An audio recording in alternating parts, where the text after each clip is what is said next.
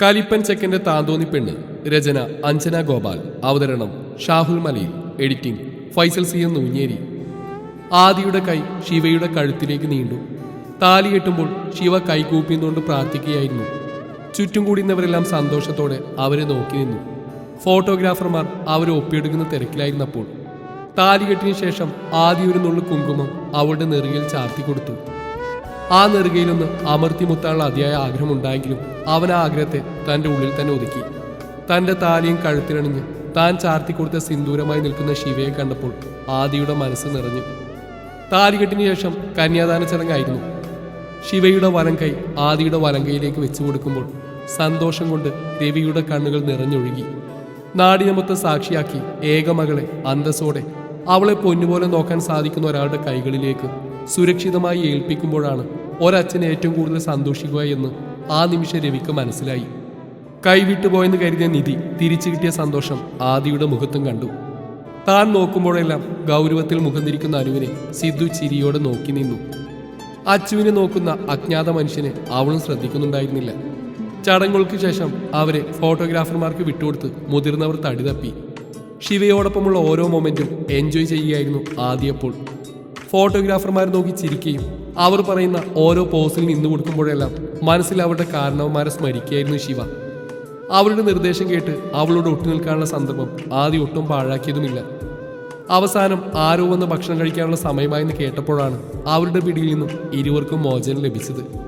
പക്ഷേ അതവളുടെ തെറ്റിദ്ധാരണ മാത്രമായിരുന്നെന്ന് ഭക്ഷണം കഴിക്കാൻ തുടങ്ങുമ്പോഴാണ് ശിവക്ക് മനസ്സിലായത്. 4 കൂട്ടം പായസവും 10-40 വിഭവങ്ങളും കണ്ട് ആർത്തിയോടെ ഭക്ഷണം കഴിക്കാൻ നിൽക്കുന്ന ശിവക്ക് പെണ്ണും ചെക്കനും പരസ്പരം അങ്ങോട്ടും ഇങ്ങോട്ടും വാരി കൊടുത്തിട്ട് കഴിച്ചു തുടങ്ങിയാൽ മതിയെന്ന് ഫോട്ടോ ചേട്ടന്മാരുടെ നിർദ്ദേശം കിട്ടി. അത് കേട്ടതും ആ നിമിഷം തന്നെ അവരുടെ ഉണക്ക് ക്യാമറ എടുത്ത് കിണറ്റിൽ എറിഞ്ഞാലോ എന്ന് വരെ അവൾക്ക് തോന്നിപ്പോയി. പക്ഷേ അതിനുശേഷം ലഭിക്കാൻ പോകുന്ന മാനഹാനി ഓർത്ത് അവളെല്ലാം ഉള്ളിലൊതുക്കി നിന്നു. ശിവയുടെ മുഖഭാവത്തിൽ നിന്ന് തന്നെ അവൾ അനുഭവിക്കുന്ന പ്രയാസം ആദിക്ക് മനസ്സിലായിരുന്നു. അത് കണ്ടതും കുറച്ച് സമയത്തേക്ക് ഫോട്ടോ ഒഴിവാക്കാനുള്ള നിർദ്ദേശം അവൻ്റെ ഭാഗത്തു നിന്ന് വന്നു. അവർ പോയതും ശിവയുടെ ഫുൾ കോൺസെൻട്രേഷൻ ഫുഡിലായി. തൻ്റെ ഇലയിൽ മാത്രം ശ്രദ്ധ പതിപ്പിച്ച് ആരെയും നോക്കാതെ അവൾ വെട്ടി വിഴുങ്ങാൻ തുടങ്ങി. അവളുടെ കഴിപ്പ് കണ്ട് ആദി കണ്ണു തള്ളി കുറച്ച് സമയം അവൾ തന്നെ നോക്കി നിന്നു. ശിവക്ക് പിന്നെ അതൊക്കെ ആൾ ഗ്രാസായതുകൊണ്ട് അവൾ പായസം എടുത്ത് കുടിച്ച് ഏമ്പക്കം വിട്ട് അവിടുന്ന് എഴുന്നേറ്റ് പോയി. ഭക്ഷണം കഴിച്ചു കഴിഞ്ഞ് കൈ കഴുകി തിരിഞ്ഞു നോക്കിയപ്പോൾ അനു കാണുന്നത് തനിക്ക് തൊട്ടുമുന്നിലായി തന്നെ തന്നെ നോക്കി കൈ പിണച്ചെട്ടി വെച്ച് നിൽക്കുന്ന സിദ്ധാർത്ഥിനെയാണ്. അവനെ കണ്ടിട്ട് മൈൻഡാക്കാതെ നടന്നകന്ന അനുവിന്റെ കൈ പിടിച്ച് ആരും കാണാതെ സിദ്ധു വേഗത്തിൽ അവൾ കുളപ്പടവിലേക്ക് കൊണ്ടുപോയി. അവിടെ എത്തിയതും സിദ്ധു പതിയെ അവളുടെ കൈകളെ സ്വതന്ത്രമാക്കി വിട്ടു. അനു വിശ്വാസം വരാതെ അവനെ തന്നെ നോക്കി നിന്നു.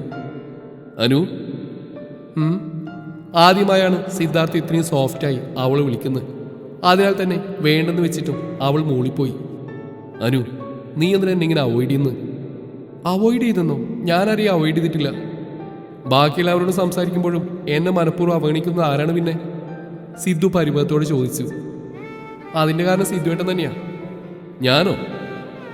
നിങ്ങൾ തന്നെ. ഇഷ്ടമാണെന്ന് പറഞ്ഞ് പുറകെ വരുന്നത് പറഞ്ഞിട്ടില്ലേ സിദ്ധുവേട്ടൻ നിങ്ങളോട് സംസാരിക്കരുതെന്നും?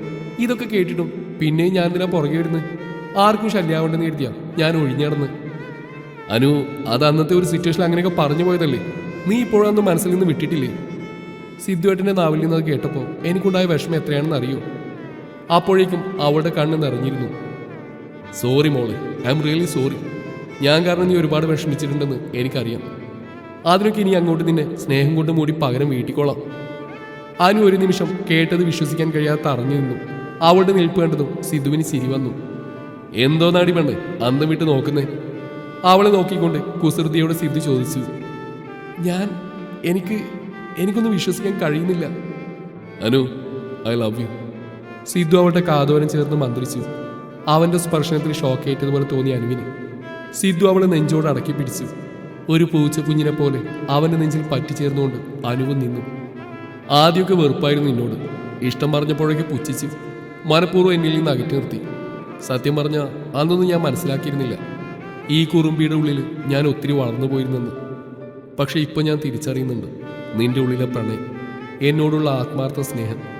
അത് തിരിച്ചറിഞ്ഞപ്പോഴേക്കും ഞാൻ പോലും അറിയാതെ നീയും എൻ്റെ ഹൃദയ കവാടം ഭേദിച്ച് അകത്ത് കയറിയിരുന്നു. പിന്നീടൊക്കെയും കാത്തിരിപ്പായിരുന്നു നിനക്ക് വേണ്ടി, നിന്നെ ഒരു നോക്ക് കാണുന്നതിന് വേണ്ടി. അവസാനം ഈ കഴിഞ്ഞ ദിനങ്ങളിലൂടെ ഞാൻ മനസ്സിലാക്കി എൻ്റെ ഉള്ളിൽ ഒരിക്കലും പിഴുതെറിയാൻ സാധിക്കാത്ത അത്രയും ആഴത്തിൽ നീ എന്ന പേര് ഉറച്ചു പോയെന്ന്. ഈ നിമിഷം ഞാൻ ആത്മാർത്ഥമായി പറയുക, സിദ്ധാർത്ഥൻ്റെ ജീവിതത്തിൽ ഒരു പെണ്ണുണ്ടെങ്കിൽ അത് ഈ നിൽക്കുന്ന അനഘ മാത്രമായിരിക്കും. എൻ്റെ വാമഭാഗത്തിന് ഉടമയാവാൻ ഞാൻ നിന്നെ ക്ഷണിക്കുകയാണ്. സിദ്ധാർത്ഥ് പറഞ്ഞെല്ലാം കേട്ടുകഴിഞ്ഞതും അനു സന്തോഷത്തോടെ അവനെ വാരിപ്പുണർന്നു. ഒത്തിരി സമയം അവരാ നിൽപ്പ് തുടർന്നു. അനു, ഇത്രയൊക്കെ ആയ സ്ഥിതിക്ക്? എത്രയൊക്കെ ആയ സ്ഥിതിക്ക്? അല്ല, നമ്മൾ രണ്ട് ലവേഴ്സ് ആയില്ലേ, അപ്പൊ പിന്നെ നീ എന്താ എൻ്റെ എക്കോയോ? ഞാൻ പറയുന്നതന്നെ പറയാം. ഛേ, ആ ഫ്ലോ അങ്ങ് പോയി. നന്നായി, നിങ്ങൾ പറഞ്ഞു വരുന്നൊക്കെ എന്താണെന്ന് എനിക്ക് മനസ്സിലാവുന്നുണ്ട്. മനസ്സിലായില്ലേ? അപ്പൊ പിന്നെ തന്നൂടെ? സിദ്ധു അവളിലേക്ക് മുഖം അടുപ്പിച്ചുകൊണ്ട് പറഞ്ഞു. അയ്യടാ, മാറിൽക്ക് അങ്ങോട്ട്, അതൊക്കെ ഇനി ഒത്തിരി സമയമുണ്ട്. ആദ്യം നമ്മുടെ കല്യാണം കഴിയട്ടെ. അനു അവനെ പിടിച്ചു തള്ളി. കല്യാണം? ഒരു ഉമ്മക്കോ? ആ, ഉമ്മക്കായാലും ബാപ്പക്കായാലും കല്യാണം കഴിഞ്ഞു മതി. കുറെ കാലം എന്നിട്ട് വിഷമിപ്പിച്ചല്ലേ, അതിന്റെ പ്രതികാരമാണെന്ന് കൂട്ടിക്കോ. സുഭാഷ്, സിദ്ധു ദയനീയമായി പറഞ്ഞു. അപ്പൊ പിന്നെ ഞാൻ പോട്ടെ, ഭാവി കെട്ടിയോനെ. അനു അതും പറഞ്ഞുകൊണ്ട് പുറത്തേക്ക് ഓടി. ആദിയുടെ വീട്ടിലേക്ക് ഇറങ്ങാനുള്ള സമയമാവും തോറും ശിവ അടക്കി നിർത്തിയ കണ്ണീരൊക്കെ പുറത്തേക്ക് ഒഴുക്കാൻ തുടങ്ങി. രവിയെയും ശ്യാമയെയും കെട്ടിപ്പിടിച്ച് കരയുന്ന ശിവയെ കണ്ടപ്പോൾ ആദിക്ക് അവളോട് വല്ലാത്തൊരു അലിവ് തോന്നി. രവിയും കരച്ചിലടക്കം പാടുപെട്ടു. എൻ്റെ പ്രാണനെയാ നിന്റെ കയ്യിൽ ഏൽപ്പിക്കുന്നു. നീ നന്നായിട്ട് നോക്കുന്നറിയാം. എന്നാലും ഒരു അച്ഛൻ്റെ ആദ്യം എന്ന നിലയിൽ പറയുക, എൻ്റെ മോളെ നന്നായി തന്നെ നോക്കണേ മോനെ. ആദിയെ ചേർത്ത് പിടിച്ച് രവി പറഞ്ഞു. അങ്കിൾ വിഷമിക്കണ്ട, എൻ്റെ ജീവനുള്ളിടത്തോളം കാലം ഒരു പോറൽ പോലും ഏൽക്കാതെ ശിവയെ ഞാൻ സംരക്ഷിച്ചോളാം. രവിയുടെ കയ്യിൽ കൈ ചേർത്ത് ആദി വാക്ക് നൽകി. ശിവ തന്റെ 4 സഹോദരന്മാരെയും ചേർത്ത് പിടിച്ച് നെറ്റിയിൽ ഉമ്മ വെച്ചു. ഈ കഴിഞ്ഞ ദിവസങ്ങൾ കൊണ്ട് തന്നെ അവർ 5 പേരും നന്നായി അടുത്തിരുന്നു. കുട്ടികളും അവൾക്ക് സ്നേഹസമ്മാനമായി കവിളിൽ ഓരോ ഉമ്മ വീതം നൽകി. അച്ചുവിനെയും അനുവിനെയും ആമയും കെട്ടിപ്പിടിച്ചതിന് ശേഷം ശിവ ചെറിയച്ഛന്മാരുടെയും ചെറിയമ്മമാരുടെ അടുത്തേക്ക് പോയി. അവരും നിറഞ്ഞ മനസ്സാലെ അവൾക്ക് യാത്രയപ്പ് നൽകി. ദേവകിയും ദേവദാസും രവിയെയും ശ്യാമയും ചേർത്ത് പിടിച്ച് ആശ്വസിപ്പിച്ചു. സിദ്ധാർത്ഥ് കരഞ്ഞു തളർന്ന ശിവയെയും കൂട്ടി കാറിനടുത്തേക്ക് നടന്നു. ശേഷം ആദിയോടും കയറാൻ പറഞ്ഞു. ശിവ ഒരിക്കൽ കൂടി എല്ലാവരോടും മൗനമായി യാത്ര ചോദിച്ചു. കാർ അകന്നതും ഒരു പൊട്ടിക്കരച്ചിലോട് അവൾ വിൻഡോയിലേക്ക് തലചായ്ച്ചു. വീടെത്തി, എഴുന്നേറ്റ്. വിൻഡോയിലേക്ക് തലയാഴ്ച മയങ്ങിയായിരുന്ന ശിവയെ സിദ്ധു തട്ടി വിളിച്ചു. ആദ്യം അപ്പോഴേക്കും പുറത്തേക്ക് ഇറങ്ങിയിരുന്നു. ശിവ പെട്ടെന്ന് തന്നെ ഞെട്ടിയുണർന്ന് ചുറ്റും നോക്കി. വാ, ഇറങ്ങുമോളെ.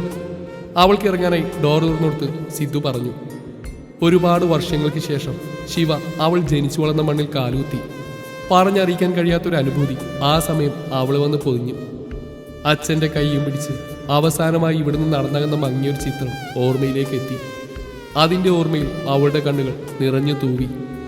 ശിവയുടെ വിഷമം മനസ്സിലാക്കിയതെന്ന പോലെ ആദിയുടെ കൈകൾ അവളുടെ കൈകളെ പൊതിഞ്ഞു. എല്ലാവരുടെയും ശ്രദ്ധ തങ്ങളിലാണെന്നുകൊണ്ട് ശിവ അവൻ്റെ കൈ തട്ടിമാറ്റിയില്ല. ആദിക്കത് ഒരുപാട് സന്തോഷമാവുകയും ചെയ്തു. ആദിയുടെ കൈയും പിടിച്ചു വരുന്ന ശിവയെ കണ്ട് ദേവകിക്കും ദാസിനും ഒരുപാട് സന്തോഷമായി. ശോഭ ഇരുവരെയും ആരതി ഒഴിഞ്ഞു. ദേവകി ശിവയുടെ കൈകളിലേക്ക് നിലവിളിക്ക് വെച്ചുകൊടുത്തു. ശിവ അവളുടെ ആരാധനാമൂർത്തിയായ മഹാദേവനെ മനസ്സിൽ ധ്യാനിച്ച് വലതുകാലം വെച്ച് ആ വീടിന്റെ പടി ചവിട്ടി. ഹാളിന്റെ മധ്യഭാഗത്തായുള്ള പൂജാമുറിയിലേക്ക് ആദിയോടൊപ്പം ശിവയും നടന്നു. നിലവിളക്ക് പൂജാമുറിയിൽ കൊണ്ടുവച്ച് ഇരുവരും നന്നായി പ്രാർത്ഥിച്ചു. അതിനുശേഷം മധുരം കൊടുക്കൽ ചടങ്ങായിരുന്നു. ചടങ്ങുകൾക്ക് ശേഷം ശിവയെ ദേവകി എല്ലാവർക്കും പരിചയപ്പെടുത്തി കൊടുത്തു. കുറച്ചു കഴിഞ്ഞപ്പോഴേക്കും ശിവക്ക് ക്ഷീണം കൊണ്ട് ആകെ വയ്യെന്നായി. അത് മനസ്സിലാക്കിയതും ദേവകി ദാസിന്റെ അനുജന്റെ മകളായ നന്ദനയോട് ശിവയെ റൂമിലേക്ക് കൊണ്ടുപോകാൻ പറഞ്ഞു. അവൾ ശിവയെയും കൂട്ടി ആദിയുടെ മുറിയിലേക്ക് പോയി. തന്നെ പോലെ തന്നെ നന്ദനയും ഒരു വായാടി മറിയമാണെന്ന സത്യം ശിവ തിരിച്ചറിഞ്ഞു. ഇരുവരും പെട്ടെന്ന് തന്നെ കമ്പനിയായി. പുള്ളിക്കാരത്തി ബിടെക് തേർഡ് ഇയർ ആണ്. വാ തോരാതെ ഓരോന്നും സംസാരിച്ച് ഒടുവിൽ ഇരുവരും ആദിയുടെ മുറിയിൽ എത്തിച്ചേർന്നു. എല്ലാവിധ ആഡംബര സൗകര്യങ്ങളോടും കൂടിയ ഒരു മുറിയായിരുന്നു ആദിയുടേത്.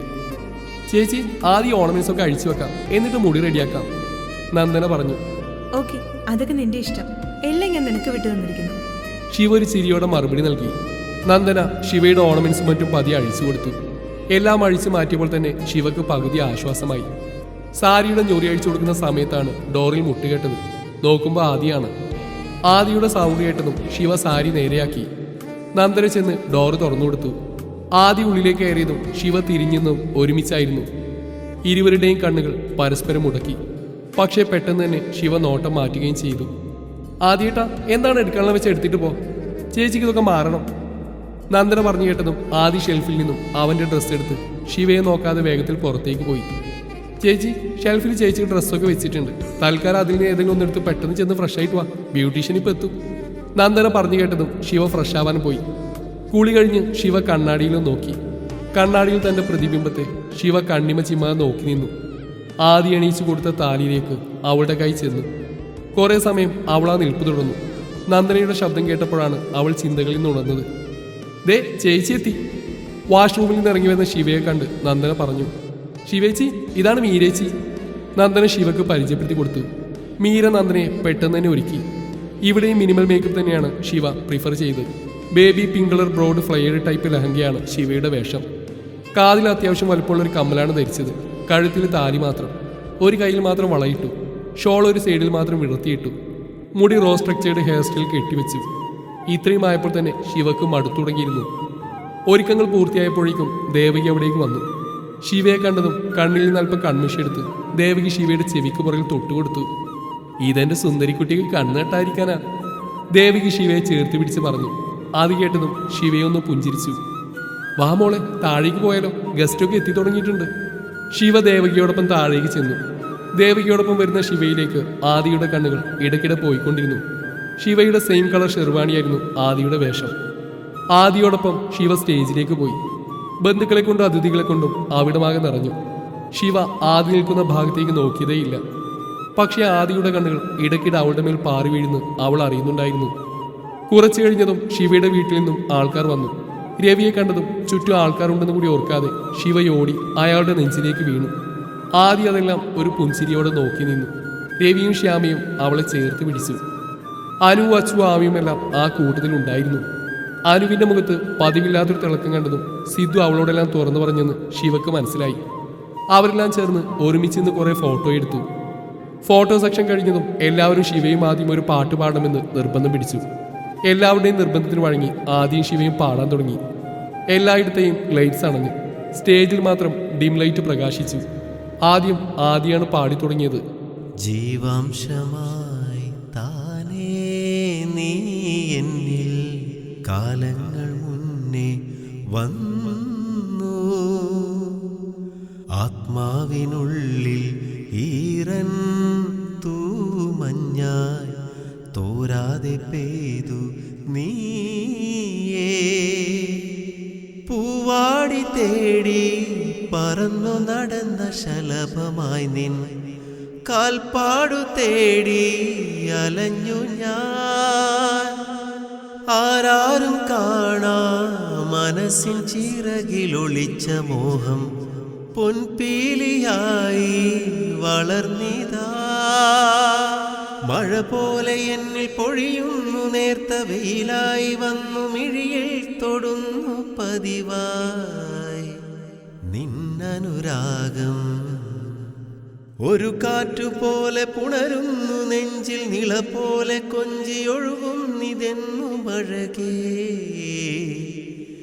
ഈ അനുരാഗം.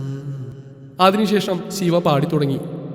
ഒരു കാറ്റ് പോലെ പുണരുന്നു നെഞ്ചിൽ നില പോലെ കൊഞ്ചിയൊഴുകുന്നിതെന്നു മഴകേ ഈ അനുരാഗം, മിന്നും കിനാവിൻ തിരയായിൻ മിഴിയിൽ ദിനം കാത്തുവയ്ക്കാമണയാതെ നിന്നെ ഞാൻ, ഇടനെഞ്ചിനുള്ളിലെ ചുടുശ്വാസമായി ഞാൻ ഇഴ ചേർത്തു വച്ചിടാ വിലോലമാ, ജീവാംശമാ താനേ നീ എന്നിൽ കാലങ്ങൾ മുന്നേ വന്നു, ആത്മാവിനുള്ളിൽ ഈറൻ തോമഞ്ഞ തോരാതെ പെയ്തു നീ, പൂവാടി തേടി പറന്നു നടന്ന ശലഭമായി കാൽപ്പാട് തേടി അലഞ്ഞു ഞാൻ, ആരാരും കാണാൻ മനസ്സിൻ ചിറകിലൊളിച്ച മോഹം പൊൻപീലിയായി വളർന്നിതാ, മഴ പോലെ എന്നിൽ പൊഴിയുന്നു നേർത്ത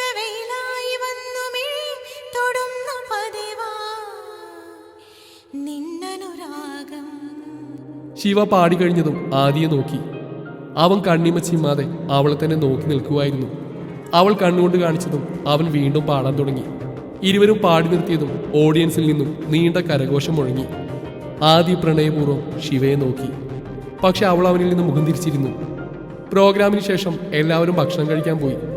അനുവും സിദ്ധുവും കിട്ടുന്ന ടൈമിലെല്ലാം മാക്സിമം ഒരുമിച്ച് തന്നെ നിന്നു. വിഷ്ണു മാമിയും അവരുടെ ലോകത്തായിരുന്നു. പാവ അച്ചു മാത്രം പോസ്റ്റായി താടിയിൽ കയ്യൂന്നി ഒരു മൂലക്കിരുന്നു. ഡോ താൻ്റെ എവിടെ ഇങ്ങനെ ഒറ്റയ്ക്കിരിക്കുന്നത്? അച്ചുവിൻ്റെ അടുത്തേക്ക് വന്ന് ശരത്ത് ചോദിച്ചു. ഏയ് ഒന്നുമില്ല ശരത്തേട്ടാ, ഞാൻ ചുമ്മാ ഇവിടെ ഇരുന്നതാ. അവൾ മറുപടി കൊടുത്തു. ഇനി ഒരുപാട് നാൾ കഴിഞ്ഞല്ലേ പരസ്പരം കാണുള്ളൂ, അതിൻ്റെ സംസാരത്തിലായിരിക്കും അവരെല്ലാം. ശരത്ത് പറഞ്ഞു കേട്ടതും അച്ചു അതേ അർത്ഥത്തിൽ മൂളി. അതെ, അവർക്ക് അവരുടെ ലൈഫ് സെറ്റാക്കി. താൻ മാത്രമാ ഇപ്പം അവരുടെ കൂടുതൽ സിംഗിൾ പ്രസംഗം പാടി നടക്കുന്നത്. തനിക്കും മിംഗിളാവണ്ടേടൂ. ഓ നമ്മളെയൊക്കെ ആര് നോക്കാനാ? അച്ചു നിരാശാഭാവത്തിൽ പറഞ്ഞു. നോക്കാൻ ആളുണ്ടെങ്കിൽ. അച്ചു പറഞ്ഞു കേട്ടതും ശരത് ചിരിയോട് അവളോട് തിരക്കി. അവളൊന്നും മനസ്സിലാവാത്ത ഭാവത്തിൽ അവനെ നോക്കി. ഞാൻ നോക്കിയാ പോരെ? അപ്രതീക്ഷിതമായ അവന്റെ ചോദ്യം കേട്ടതും അവളൊന്ന് ഞെട്ടി. കുറച്ചു നാളായി തുറന്നു പറയണമെന്ന് വിചാരിക്കുന്നു. ഇന്നാണ് പറയാനുള്ള ഒരു അവസരം ഒത്തുവന്ന്. തൻ്റെ അഭിപ്രായം എന്താ? ഓക്കെ ആണെങ്കിൽ ഇപ്പൊ തന്നെ എൻ്റെ അച്ഛനെയും അമ്മയും നിന്റെ പേരൻസിൻ്റെ അടുത്തേക്ക് വിടാം. ശരത്ത് വളരെ കൂളായി അവളെ പ്രപ്പോസ് ചെയ്തു. ഞാൻ അത് പിന്നെ പെട്ടെന്ന് കേട്ടപ്പോൾ എന്തു മറുപടി നൽകണമെന്നറിയാതെ അച്ചു വീക്കി. ഓക്കെ അതിനിങ്ങനെ കിടന്ന് വിൽക്കണ്ട. തനിക്ക് എത്ര ടൈം വേണമെങ്കിലും എടുത്ത് ആലോചിക്കാം. നല്ലോണം ആലോചിച്ചിട്ടൊരു തീരുമാനം എടുത്താൽ മതി. അതിനുള്ള മറുപടി അവളുടെ മുഖത്ത് വിരിഞ്ഞ ഭംഗിയുള്ള പുഞ്ചിരിയായിരുന്നു. റിസപ്ഷൻ കഴിയുമ്പോഴേക്കും സമയം ഏകദേശം 10 മണിയായിരുന്നു. ഫ്രഷായി വന്ന ശിവയുടെ കയ്യിൽ ഒരു ഗ്ലാസ് പാൽ ദേവകി ചിരിയോടെ വെച്ച് നീട്ടി. മടിയോടെ അവൾ ആ ഗ്ലാസ് വാങ്ങിച്ച് ആദിയുടെ മുറിയിലേക്ക് നടന്നു. ആദിയുടെ മുറിക്ക് മുന്നിലെത്തിയതും ശിവയൊന്ന് നിന്നു. ശേഷം ഒരു ദീർഘനിശ്വാസം എടുത്ത് റൂമിലേക്ക് കയറി. ഫോണിലേക്ക് നോക്കിയിരിക്കുമായിരുന്ന ആദി ഡോർ തുറക്കുന്ന ശബ്ദം കേട്ടതും തല ഉയർത്തി നോക്കി. അവളെ കണ്ടതും അവന്റെ കണ്ണുകൾ വിടർന്നു. തന്റെ അരികിൽ നിൽക്കുന്ന ശിവയെ അവൻ പ്രണയപൂർവ്വം നോക്കി നിന്നു. ആദിയുടെ നോട്ടം തന്നിലേക്ക് എത്തിയെന്നറിഞ്ഞതും ശിവ പാൽ ഗ്ലാസ് അവന്റെ നേരെ നീട്ടി. ആദി ഗ്ലാസ് വാങ്ങി ടേബിളിലേക്ക് വെച്ചതിന് ശേഷം ശിവയുടെ അടുത്തേക്ക് ചെന്നു. അത് കണ്ടതും ശിവ അവനിൽ നിന്ന് അകന്നു മാറി ജനലിനടുത്തേക്ക് പോയി. ശിവ, ആദിയുടെ സ്വരം ആർദ്രമായി. അവൻ വിളിച്ചു കേട്ടിട്ടും അവൾ ഒന്നും മിണ്ടാതെ പുറത്തേക്ക് നോക്കി നിന്നു. ശിവ, താങ്ക്സ്. ആദി പറഞ്ഞു കേട്ടതും ശിവ തിരിഞ്ഞെന്ന് എന്തിനെന്ന അർത്ഥത്തിൽ അവനെ നോക്കി. എല്ലാവരുടെയും മുന്നിൽ എന്നോട് പിണക്കില്ലാതെ അഭിനയിച്ചതിന്. ആദി പറഞ്ഞു കേട്ടപ്പോൾ ശിവയിൽ ചെറിയ ഞെട്ടൽ പ്രകടമായി. പക്ഷേ അവൾ അപ്പോഴും മറുപടിയൊന്നും നൽകാൻ നിന്നു. എനിക്കറിയാം, എല്ലാവരെയും ബോധ്യപ്പെടുത്താൻ വേണ്ടി മാത്രമാണ് നീ എന്നോട് അടുത്ത് പെരുമാറിയതെന്ന്. അവരത് വിശ്വസിക്കുകയും ചെയ്തു. അവരൊക്കെ നമ്മൾ തമ്മിലുള്ള പിണക്കം മാറിയെന്ന് കരുതി ഒരുപാട് സന്തോഷിക്കുക. അവരുടെ ആ സന്തോഷം അങ്ങനെ തന്നെ നിലനിൽക്കട്ടെ. നമ്മൾ കാരണം നമ്മുടെ പ്രിയപ്പെട്ടവർ ഒരിക്കലും ദുഃഖിക്കരുത്. അതുകൊണ്ട് തന്നെ പുറത്ത് നമുക്ക് സ്നേഹസമ്പന്നരായ ഭാര്യ ഭർത്താക്കന്മാരായി തുടരാം. നമുക്കിടയിൽ എന്തും ഈ 4 ചുമരുകൾക്കുള്ളിൽ ഒതുക്കാം.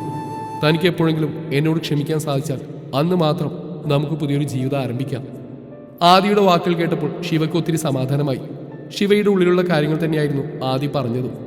ഇന്നലെ മുതൽ ഉറക്കളക്കുന്നല്ലേ, തനിക്ക് നല്ല ക്ഷീണമുണ്ടാവും. താനീ ബെഡി കിടന്നു.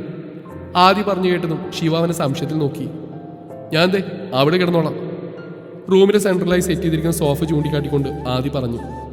ശിവ ഒന്നും മിണ്ടാതെ അവനെ നോക്കി. ഡോ, താൻ കിടന്നോളൂ, എനിക്ക് നല്ല ക്ഷീണമുണ്ട്. താൻ കിടന്നിട്ട് വേണം റൈറ്റ് സോഫയിൽ തനിക്ക് കിടക്കാൻ. ആദി പറഞ്ഞു കേട്ടതും ശിവ വേഗം ബെഡിൽ കയറി കിടന്നു. കിടന്നിട്ട് കുറച്ച് സമയമായിട്ടും രണ്ടുപേർക്കും ഉറക്കം വരുന്നുണ്ടായിരുന്നില്ല. ഒരു മുറിയിൽ ആദിയോടൊപ്പം ചെലവിടുന്നതിൽ ശിവക്ക് വല്ലാത്ത അസ്വസ്ഥത തോന്നി.